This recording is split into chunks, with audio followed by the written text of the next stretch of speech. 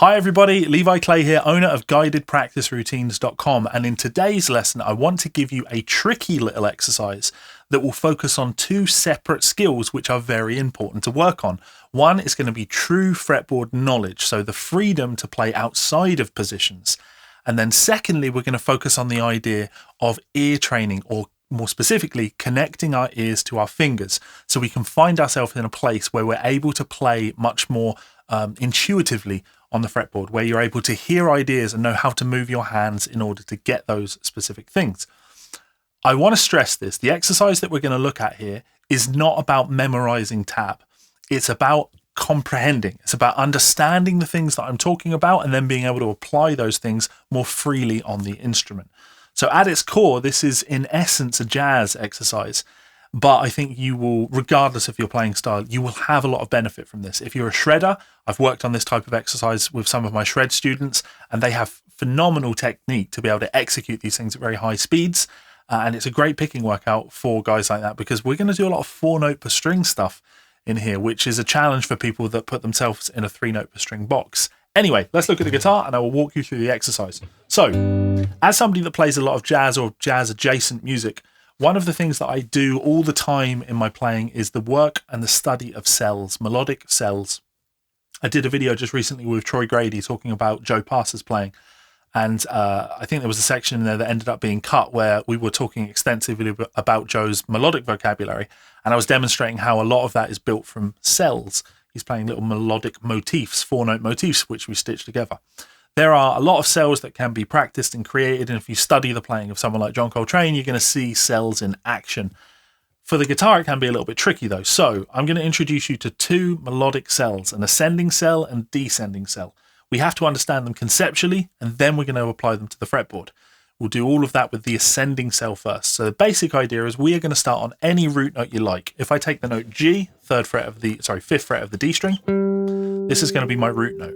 Now my melodic cell is going to be an ascending pattern. 1, 2, 3, 5.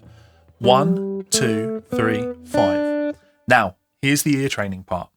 When I play that, you have to hear it first. You cannot just play it and then learn what it sounds like. I have to play the 1 and go ba da da da ba do da da 1, 2, 3, 5 ba ba do ba ba ba do ba ba ba do da da ba do ba.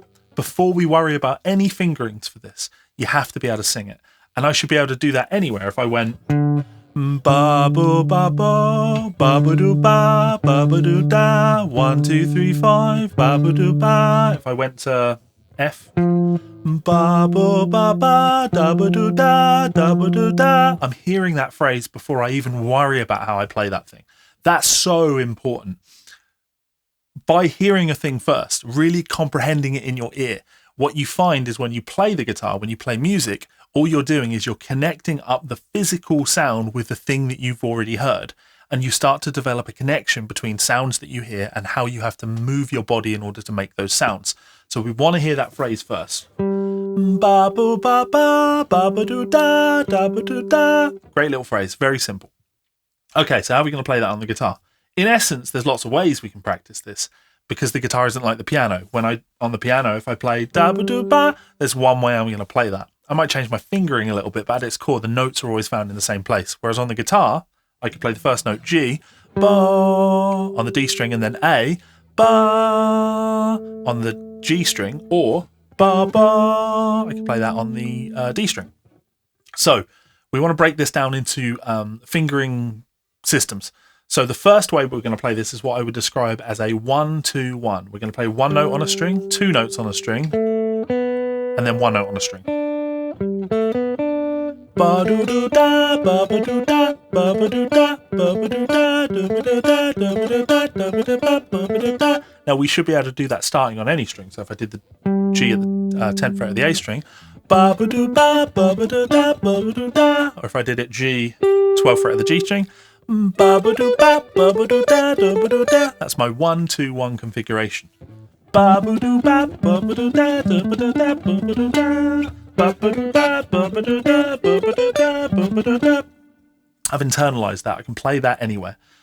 Here's where the fun comes in. So once you can do that, ba-boo-doo-da, the The magic of this cell is that once we ascend it, ba, boo, ba, ba, we can then descend a tone and then start the motif again. What this is going to do is take us around the circle of fifths. Ba, boo, do, da, da, boo, ba, ba, da, boo, ba, ba. I can't sing up there, but you'll see what I mean. So if I play that motif, and then I move down a tone to, in this case, it's going to be C, I can then play the same motif, ba, boo, ba, ba, and they'll go back to back. If I did it starting on a lower note, so if I start on C, for example, I could play.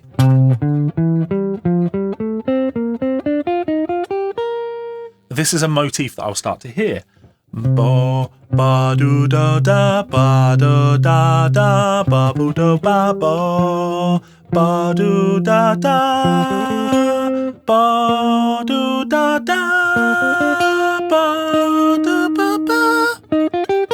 That's wonderful practice because you can see I'm sort of rolling my eyes up into my head and I'm trying to listen. I'm intensely focusing on how does this thing sound. That's the really important part. So that would be that configuration. Now we want to practice that, so we're not thinking about it. If you wanted to, you could then play a variation to finish it up on the top. So that's one fingering configuration, but there are others. So if we go back to G, another configuration would be what I call 2 2s. So 2 notes and 2 notes. Ba boo da da, ba boo da da. So 1 2 1 and 2 2. We want to have both of those, and we can take that and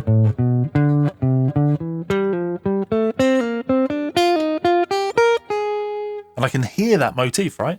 Ba ba ba do da ba ya bo da ba da boo ba da boo ba ya bo da ba ba.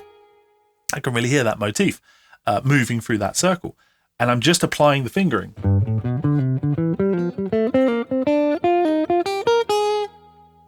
To execute the idea that I'm hearing in my mind. So that's our 2 2s. You could play 3 1s.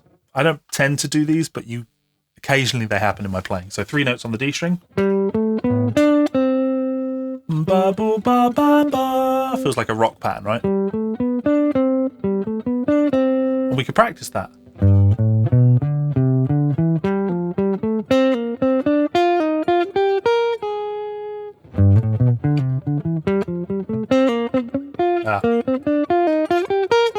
Not as wild on that fingering, but you can practice that. So, the no hesitation comes in. You're able to just freely do it. I hear the pattern, I'm able to play it. And then I guess technically there's 2 others. You could play 1 3s. So I play 1 note on the D string and then 3 notes on the G. Not a fan.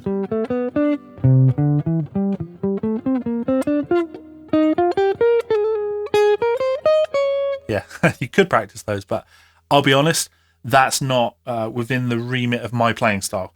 Guys like Josh Meader, they kill stuff like that. For me, I play stuff that's more blues orientated in terms of fingering, so they're not for me. Technically, you could do 4 notes on a string.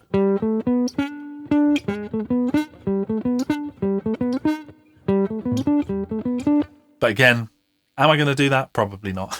You can get silly with this, and I guess you could do tapping on them, but we don't need to. We've got motifs or ways that we can play that. So we have our ascending motif, and we can practice that in 3 different ways. 1 2 1s, 2 2s, and 3 1s. So if I do that all starting on C, or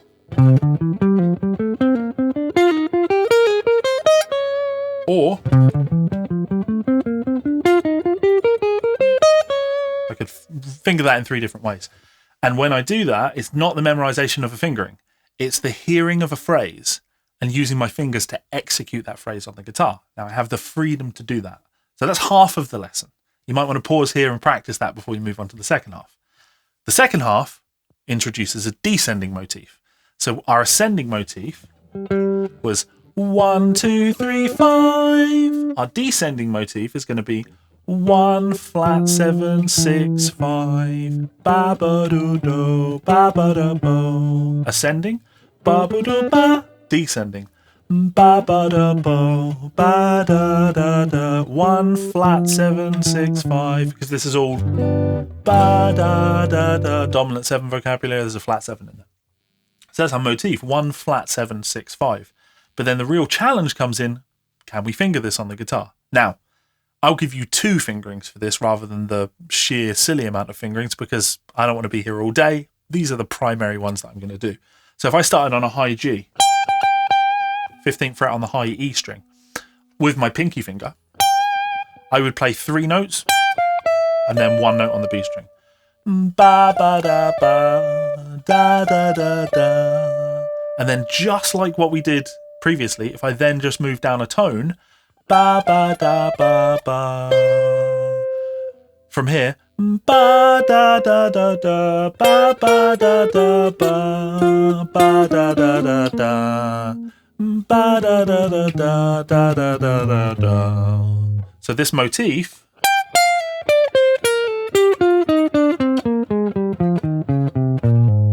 we could move down the neck like that. Now the fingering, I'm using shifts on my pinky finger to make each one of those position shifts. You don't have to do that. You could shift on the index finger. You could play.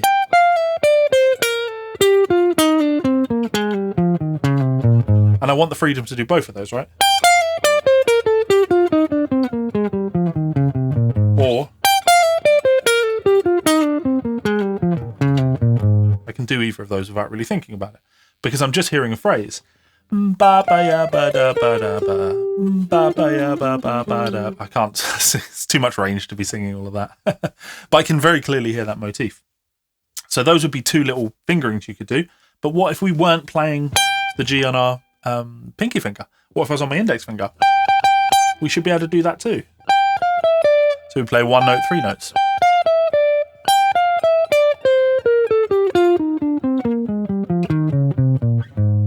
Now the beauty of this, whichever way you do it, or you could, use some chops and play something like that really fast. When you get to the bottom, you can ascend. You could play.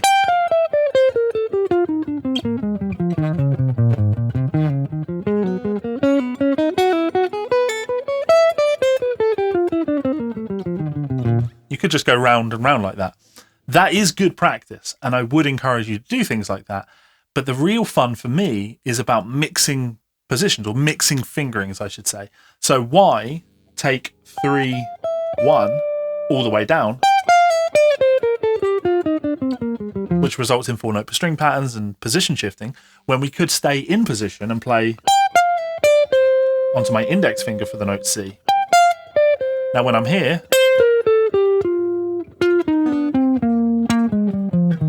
now I've got the same motif.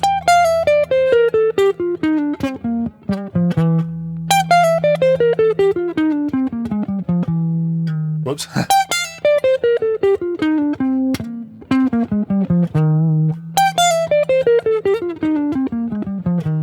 I'm just following that motif, and it's a sound I'm hearing. It's not a scale position, because obviously this is technically moving through keys every 4 notes.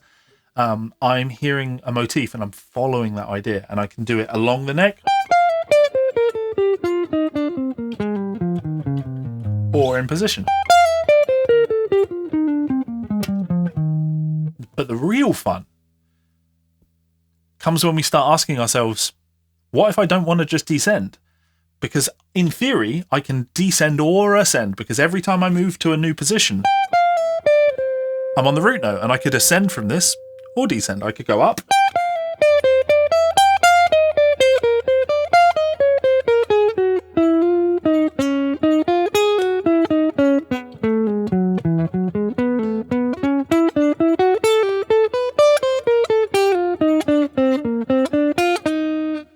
There's freedom in what I'm doing there. Now, the challenge here is actually having freedom, not just playing patterns. So I'm trying to get out of my way there to mix things up. So if you want to practice this and take this to like really high level musical freedom, you should be able to start on any note. So in this case, I want to pick an E flat, and I should be able to ascend and then descend, descend, ascend, ascend, ascend, descend, ascend, ascend, descend.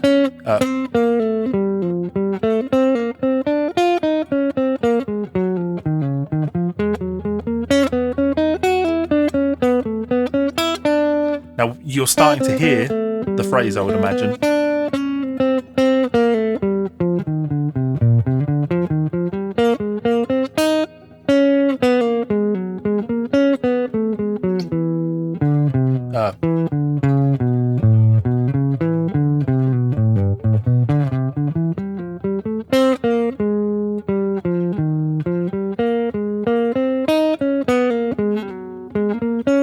I'm trying to get out of my way to break out of positions there, right? I'm trying to do different and interesting ideas and having the freedom to ascend or descend. And hopefully, when you put enough time into this, you really start to realize, this isn't actually an exercise about technique. This isn't actually an exercise about fretboard memorization. This is an exercise in ear training. This is an exercise in being able to hear ba boo ba ba boo da ba da ba da ba da boo da ba da boo da ba da boo da ba da ba ya boo da ba da ba boo da ba da ba boo da ba da boo ba da boo ba da ba. However you choose to hear and see that motif. Now, of course, I'm singing it there, and that's the real skill. When you can sing your way through this, you're starting to make a connection, not with the fretboard, but with the music inside you or the musical line creator inside of you. You'll start to hear and be led by musical phrases, lines, and ideas. That, yeah, okay, here we're doing something that's a little bit jazzier, but when you teleport into that blues territory, and I'm playing...